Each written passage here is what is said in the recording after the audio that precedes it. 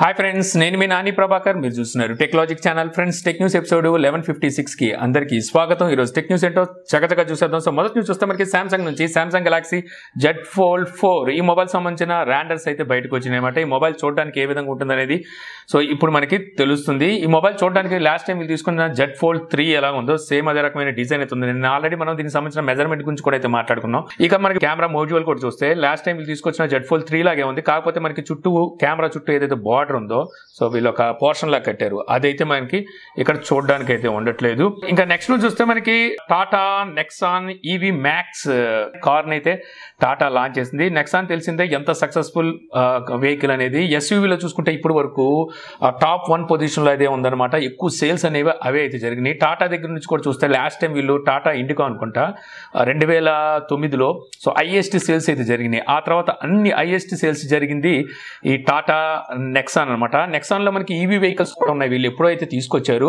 అవి కూడా మనకి చూసుకుంటే ఎక్కువ పర్సెంటేజ్ సేల్స్ కూడా జరిగినట్టుగా అయితే టాటా చెప్పుకుంటూ వచ్చింది. 11% 14% మనకి వీళ్ళు నెక్సాన్ సేల్స్ లో ఈవీ వెహికల్స్ సేల్స్ కూడా అయితే చోటు చేసుకున్నాయి. అయితే ఈ రోజు చూస్తే నెక్సాన్ ఈవీలోనే మ్యాక్స్ అనే మోడల్ కూడా అయితే లాంచ్ చేశారు. సో ఇది వచ్చేసరికి ఎస్యూవీలోనే మనకి అత్యంత మైలేజ్ ఇచ్చే ఈవీ వెహికల్ అనమాట. మైలేజ్ చూసుకుంటే మీకు 437 కిలోమీటర్లు సింగిల్ టైం ఛార్జ్ చేసినట్టయితే మైలేజ్ వస్తుందని చెప్పి సో టాటా అయితే క్లెయిమ్ చేస్తుంది.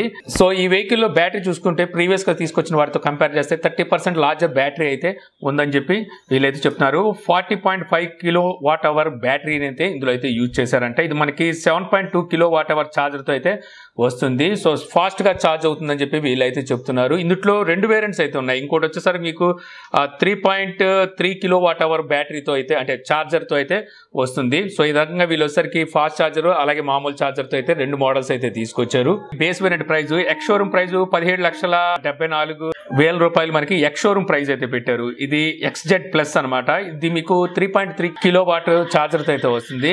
అదే ఇందులో మీకు 7.2 kWh ఛార్జర్ తో కావాలి అనుకుంటే దీని ప్రైస్ 18,24,000 రూపాయలు అయితే పెట్టారు. అంటే దగ్గర 50,000 రూపాయలు ఎక్కువ అయితే పే చేయాల్సి ఉంటుంది. ఇందులోనే XZ ప్లస్ లోనే లగ్జరీ మోడల్ కూడా ఉంది. సో వీటి ప్రైజెస్ చూస్తే ఇందులో కూడా మీకు 3.3 kW అలాగే 7.2 kW ఛార్జర్తో అయితే వస్తాయి.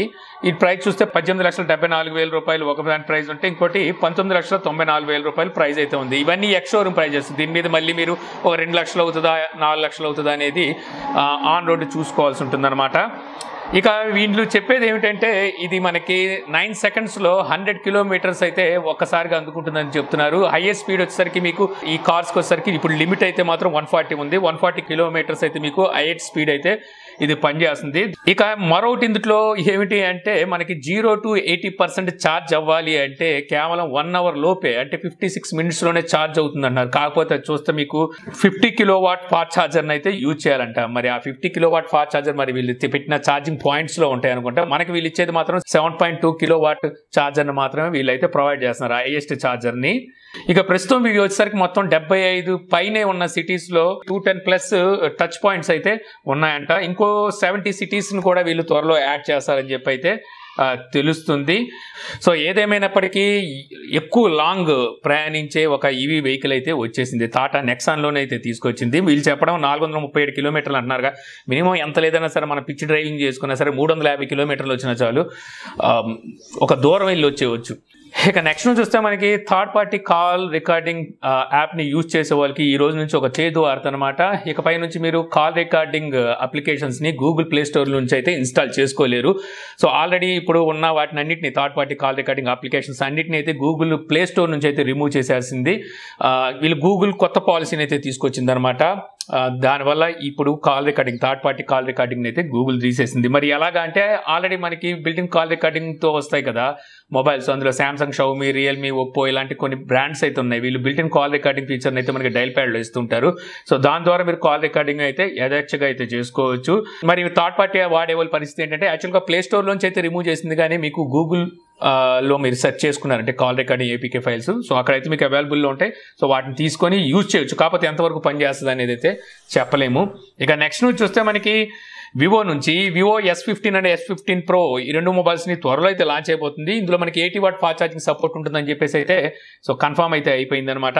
అయితే ఇప్పుడు ఈ రెండు మొబైల్స్ సంబంధించిన కెమెరాతో తీసిన పిక్చర్ శాంపిల్స్ని అయితే వీళ్ళు టీజ్ చేస్తున్నారు. ఇక్కడ మీకు చూపిస్తున్నాను కదా, ఇవంట వీటితో తీసిన కెమెరా శాంపిల్స్. ఈసారి నమ్మేయండి, తప్పదు. ఇక నెక్స్ట్ న్యూస్ చూస్తే స్నాప్డ్రాగన్ 8 జనరేషన్ 1+ ఈ ప్రాసెసర్ని యాక్చువల్గా ఈ మంత్ అయితే కాకపోతే ప్రీవియస్గా వచ్చిన లీక్స్ ప్రకారం ఈ మంత్ రాదు, ఇది మనకి సెకండ్ హాఫ్లో తీసుకొచ్చే అవకాశం ఉందని చెప్పేసి అన్నారు. కాకపోతే ఇప్పుడు మళ్ళీ చూస్తే మనకి ఈ మంత్లోని ఈ ప్రాసెసర్ అయితే లాంచ్ కాబోతున్నట్టు తెలుస్తుంది. మే 20 తారీఖున ఈ ప్రాసెసర్ లాంచ్ చేసే అవకాశం అయితే కనిపిస్తుందంట. ఇక్కడే మనకి స్నాప్డ్రాగన్ 7 జనరేషన్ 1 ప్రాసెసర్ కూడా చూసే అవకాశం ఉంది. అంటే 7 జనరేషన్ 1 అంటే మనకి 7 సిరీస్లో ఫస్ట్ జనరేషన్ అని చెప్పుకోవచ్చు. ఇక నెక్స్ట్ న్యూస్ చూస్తే మనకి యాపిల్ నుంచి యాపిల్ ఫోల్డబుల్ మొబైల్స్లో Z Fold 3కి సంబంధించిన డిస్ప్లేని అయితే యూజ్ చేయబోతుందని నిన్నే మనం టెక్న్యూస్లో మాట్లాడుకున్నాం కదా. యాక్చువల్గా దానికి సంబంధించిన న్యూస్ అయితే ఈరోజు వచ్చింది. దీనికి కోసం వీళ్ళు టెస్ట్లు అయితే ఆల్రెడీ జరుపుతున్నారంట. మనకి ఫోల్డబుల్ మొబైలే కాదు, ఫోల్డబుల్ ట్యాబ్లెట్ అంటే ఐప్యాడ్స్ని కూడా అయితే వీళ్ళు ఇక్కడ టెస్ట్ చేస్తున్నట్టు తెలుస్తుంది. దీని ప్రకారం చూస్తే నేను చెప్పుకున్నట్టుగానే సామ్సంగ్ Z Fold 3 డిస్ప్లే ఏదైతే ఉందో అదే డిస్ప్లేతో వీళ్ళు ప్రయోగాలు అయితే చేస్తున్నారు. యాక్చువల్గా ఇది చూస్తుంటే మనకి ఇక్కడ వీళ్ళు ప్రయోగాలు మాత్రమే చేస్తున్నారు. ఫైనల్గా మనకి అవుట్పుట్ వచ్చిన తర్వాత అంటే మనకి ఇది ఇప్పుడప్పుడే రావు, ఇంకో 3 సంవత్సరాలు పట్టింది. మనకి మించుంగు ఇంతకుముందే చెప్పాడు 2025 వరకు మీరు యాపిల్ నుంచి ఎటువంటి ఫోల్డింగ్ డివైసెస్ని మీరు చూడలేరని చెప్పి. దాని ప్రకారం చూస్తే ఆ టైంకి వచ్చేసరికి అప్పుడున్న జనరేషన్ డిస్ప్లే ప్యానల్స్ని అయితే వాడే అవకాశం ఉంది. అది శాంసంగ్ నుంచే తీసుకుంటుందా లేకపోతే వీళ్ళు ఈ మధ్య బోతో బాగా కనెక్ట్ అయి ఉన్నారుగా, బో దగ్గర నుండి తీసుకుంటుందో తెలియదు. ఇక నెక్స్ట్ నుంచి చూస్తే మనకి సోనీ Xperia 1 Mark 4 అలాగే 10 Mark 4 ఈ రెండు మొబైల్స్ని అయితే లాంచ్ చేసింది అనమాట. సో సోనీ అలుపెరిగిన విక్రమార్కుల్లాగా పాపం మిగిలిన కంట్రీలో ఇవ్వకపోయినా సరే వాళ్ళు సెలెక్టెడ్ 2-3 కంట్రీస్లో మాత్రం మొబైల్స్ని ఇలాగే లాంచ్ చేస్తుంది. సో మిగిలిన కంట్రీస్లో ఎందుకు మానేసిందంటే ప్రైజెస్ అలా తీసుకొస్తుంది. మరి ఏం చేస్తాం, దీని ప్రైస్ చూస్తే 1,23,500 రూపాయలు ప్రైస్ అయితే పెట్టారు. సో దగ్గర శాంసంగ్ దాటేసి యాపిల్ దగ్గరికి అయితే వెళ్ళిపోతుంది. పోనీ ఆ రేంజ్ పర్ఫార్మెన్స్ ఉంటుందా అంటే మనం అంతగా ఎక్స్పెక్ట్ చేయడానికి కూడా ఏముండదు. సో వీళ్ళు ఏంటంటే కెమెరాస్కి ఎక్కువ ప్రాధాన్యత ఇస్తుంటారు. ఇందులో వచ్చేసరికి మనకి ట్రూ ఆప్టికల్ జూమ్ అయితే యూజ్ చేసేయమంటున్నారు అనమాట లెన్స్కి వచ్చేసరికి. అయినప్పటికీ ఇప్పటికీ చూసుకుంటే డెక్సో మార్క్లో వీళ్ళు నెంబర్ 1 పొజిషన్కి ఎప్పటికీ రాలేపారు. ఇప్పటికీ మనకి Mark 3 కనుక చూసుకుంటే 1 Mark 3 లాస్ట్ టైం వీళ్ళు తీసుకొచ్చిన దీని ముందు మోడల్ అది మనకి డెక్సో మార్క్లో 70వ స్థానంలో ఉంది. సో వీళ్ళు ఇంత ప్రైస్ పెట్టేది ఈ కెమెరాస్ కోసం, వీళ్ళ బ్రాండ్ని చూపించుకోవడం కోసం. కాకపోతే తీరా చూస్తే వీళ్ళు ఆ కెమెరాలోనే అగ్రస్థాయికి అయితే వెళ్ళలేకపోతున్నారు. వీళ్ళ దగ్గర సెన్సార్స్ తీసుకున్న వాళ్ళు మాత్రం అగ్రస్థాయిలో ఉంటున్నారు అనమాట డెక్సో మార్క్లో. ఇక నెక్స్ట్ చూస్తే మనకి Elon Musk Twitter temporary CEO కింద కూడా ఉంటాడని చెప్పేసి మనకి గతంలో లీక్స్ కూడా అయితే ఉన్నాయి. ఇప్పుడు ఎలన్ మాస్క్ చెప్పేది ఏమిటి అంటే గతంలో సరికి డొనాల్డ్ ట్రంప్ని ట్విట్టర్ బ్యాన్ చేసింది, కంప్లీట్ బ్యాన్ అయితే చేసేసింది. సో తను రాగానే ముందు డొనాల్డ్ ట్రంప్ని మీద బ్యాన్ అయితే ఎత్తేస్తానని చెప్పేసి ఇప్పుడు ఎలన్ మాస్క్ అయితే చెప్తున్నాడు.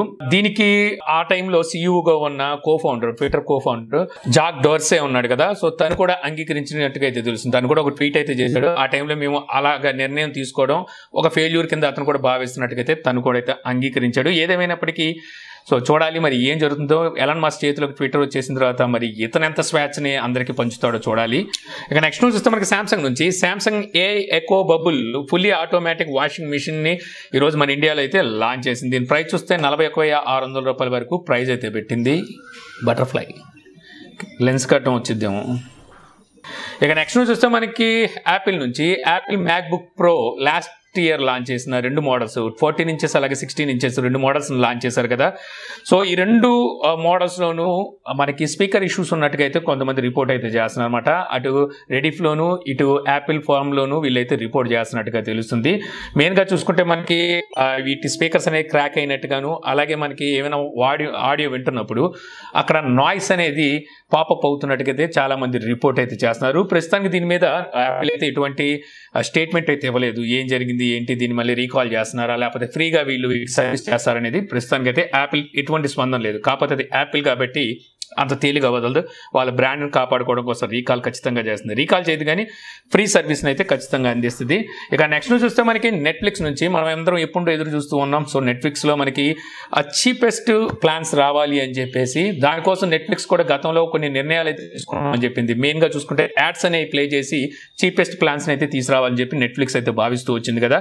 సో ఇప్పుడు వచ్చేసరికి అది అమల్లోకి తీసుకురాబోతున్నట్టు తెలుస్తుంది అనమాట. ఏ రెండు నాటికల్లా అంటే ఏ రెండింగ్ కన్నా ముందే నెట్ఫ్లిక్స్ లో యాడ్స్ అయితే తీసుకురాబోతున్నారు. దీని ద్వారా మనకు చీపెస్ట్ ప్లాన్స్ అయితే చూసే అవకాశం ఉంటుంది. ప్రస్తుతానికి చూస్తే మనకి మొబైల్ ప్లాన్ 99 రూపాయలు అనుకుంటా ఉంది. నేను వాడే ప్లాన్ 599 రూపాయలు అనుకుంటా ప్లాన్ మంత్లీ. అది మళ్ళీ అంటే ఎప్పుడు పడితే అప్పుడు వాడిన నేను అవసరమైనప్పుడు కొన్ని సిరీస్ వెబ్ సిరీస్ అవి వచ్చినప్పుడు ఇంట్రెస్ట్గా ఉన్నప్పుడు అప్పుడు రీఛార్జ్ అయితే చేసుకుంటూ ఉంటా. ఇక నెక్స్ట్ చూస్తే మనకి రియల్మీ నుంచి Realme Narzo 50 series mobiles so మనకి అమెజాన్ ద్వారా వీటిని అయితే సేల్కి తీసుకురాబోతున్నారంట. సో అమెజాన్ లో కూడా వీళ్ళైతే టీజ్ చేయడం అయితే స్టార్ట్ చేశారు. నాకు తెలిసి కరెక్ట్గా 1 వీక్ ఉంది. సో 1 వీక్లో మనకి సేమ్ ఇదే రోజు గుర్తుంచుకోండి. సో ఈ మొబైల్స్ అయితే లాంచ్ అయ్యే అవకాశం ఉందన్నమాట. ఇందులో నార్జో 50 5G వేరియంట్ మొబైల్లో మీడియాటెక్ డెమెన్సిటీ 820 ప్రాసెసర్ ఉంటుందని మనం మాట్లాడుకున్నాం కదా. సో ప్రోలో మాత్రానికి 920 ప్రాసెసర్ ఉండబోతున్నట్టుగా అయితే రూమర్స్ ఉన్నాయి. సో చూద్దాం మరి ప్రైజెస్ ఎలా తీసుకొస్తారో. ఇక నెక్స్ట్ చూస్తే మనకి ఓలా ఎలక్ట్రిక్ CEO భవిష్ అగర్వాల్ ఒక ప్రైవేట్ ఈవెంట్కి అయితే అటెండ్ అయినట్టుగా తెలుస్తుంది అనమాట. అక్కడ వచ్చరికి ఏవైతే ఇప్పుడు ఫైర్ని క్యాచ్ చేస్తున్నాయో బైక్స్ సో ఇవనేది ఇక్కడతో ఆగదు, ఇంకా ముందు ఇంకా క్యాచ్ చేస్తాయని చెప్పి తను చెప్పినట్టుగా అయితే తెలుస్తుంది అనమాట. కాకపోతే మరీ ఎక్కువగా కాదు, కొన్ని అయితే క్యాచ్ చేస్తాయని చెప్పేసి అయితే తను ఒప్పుకున్నట్టుగా అయితే తెలుస్తుంది. ఈ విధంగా ఒప్పుకునే ఉపయోగం ఏంటో నాకైతే అర్థం కాలేదు. అంటే క్యాచ్ చేస్తున్నాయి అంటే దానికి ఎటువంటి స్టెప్ తీసుకోవాలనే దాని మీద ఇతను ఒక స్టేట్మెంట్ ఇచ్చిన ఒక బాగుంటుంది. కానీ అబ్బాయి ఇక్కడతో ఆగదు, ఇంకా క్యాచ్ చేస్తే కాదు కొద్దిగా అంటే ఎలా కుదిరింది. ఇప్పటి వరకు చూస్తే వీళ్ళు 1400 వెహికల్స్ అనుకుంటా రీకాల్ అయితే చేశారు. ఈ స్కూటర్స్ వచ్చేసరికి ఒకటి అనుకోవడానికి కాదులే కానివ్వండి, ఇంకా చాలా కంపెనీలు అయితే దీనికన్నా ఎక్కువ పేలుతున్నాయి. అందులో ప్యూర్ ఒకటి, ఇంకోటి ఏదో ఉంది, ఒక్క చుక్కానో ఏదో ఉంది, అది ఒక బ్రాండ్, ఇంకొక బ్రాండ్ ఉంది, నిన్నే ఒకటి పేలింది. సో ఇలాగ చాలా బ్రాండ్లు అయితే ఉన్నాయి, ఇలా పేలే బ్రాండ్లు. ఇక ఫైనల్ నుంచి చూస్తే మనకి యాపిల్ నుంచే మళ్ళీ సో ఎవరైతే ఐపాడ్ లవర్స్ ఉంటారో సో వీళ్ళకి ఇది ఒక చేదు వార్త. ఇక ఐపాడ్ అనేది డిస్కంటిన్యూ అయితే చేసేయబోతుంది అనమాట. యాపిల్ వచ్చేసరికి ఐపాడ్ మనకి 2001లో అనుకుంటా యాపిల్ అయితే ఇంట్రొడ్యూస్ చేసింది. అప్పటి వరకు వాక్మ్యాన్ లైనప్ అయితే నడిచింది. అంటే వాక్మ్యాన్స్ అంటే మనం క్యాసెట్ పెట్టుకొని వినేవాళ్ళు. సో ఆ టైంలో వీళ్ళు ఒక విప్లవం అని చెప్పొచ్చు అనమాట ఐపాడ్ అనేది. ఆ టైంలో మనకి స్టార్టింగ్లో 512 MB అనుకుంటా వీళ్ళు తీసుకొచ్చారు. నేను ఫస్ట్ చూసింది ఐపాడ్ షఫిల్ని చూసాను. 2005లో నేను చూసింది ఐపాడ్ షఫిల్ని. అఫ్కోర్స్ అది అప్పుడే లాంచ్ అయింది అనుకోండి. అందులో నేను 512 MBని అయితే మా ఫ్రెండ్ దగ్గర అయితే చూశాను. ఆ టైంలో అనుకున్నా ఇదేంటిది అని. అప్పుడు దాని ప్రైస్ కూడా 12,000 ఎంతో చెప్పాడు అతను. 11,000 ఏంటి ఎంత ప్రైజ్, ఎంత పెట్టి నువ్వు ఇది కొనుక్కున్నావు అని చెప్పి కూడా నేను ఆయన్ని కొద్దిగా ఎటకారంగా కూడా మాట్లాడాను ఆ రోజుల్లో. 512 MB అంటే ఒక 100 పాటలు ఏమో మాక్సిమం పట్టే. అప్పుడు ఐట్యూన్స్ ఇన్స్టాల్ చేసుకొని దాని నుంచి అయితే పాటలు అందులో వేసుకొని అంటే సింక్ చేయాల్సి ఉండేది అనమాట. సో అలాగా జర్నీ స్టార్ట్ చేసి తర్వాత షఫిల్ పోయి సరే ఐపాడ్ మినీ అన్నారు, క్లాసిక్ అన్నారు, అలా తీసుకొచ్చి ఐపాడ్ టచ్ని కూడా తీసుకొచ్చారు. 2015లో అనుకుంటా మనకి ఐపాడ్ టచ్ 6 వచ్చింది, 6th జనరేషన్. మళ్ళీ 4 సంవత్సరాలు గ్యాప్ తీసుకొని 2019లో ఐపాడ్ 7th జనరేషన్ అయితే తీసుకొచ్చారు.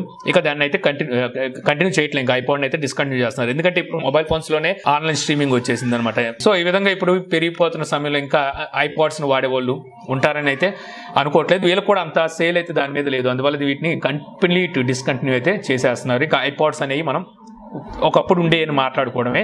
సో ఇంతే ఫ్రెండ్స్, నాకు ఈరోజు ఇంట్రెస్టింగ్ అనిపించిన టెక్ న్యూస్ వీడియో మీకు నచ్చింది అనుకుంటున్నాను. వీడియో కనుక మీకు నచ్చితే లైక్ చేయండి. అలాగే యూట్యూబ్లో మన ఛానల్ని ఇంకా సబ్స్క్రైబ్ చేసుకోకపోతే సబ్స్క్రైబ్ చేసుకోవడం మర్చిపోమాకండి. So thank you for watching. జై హింద్.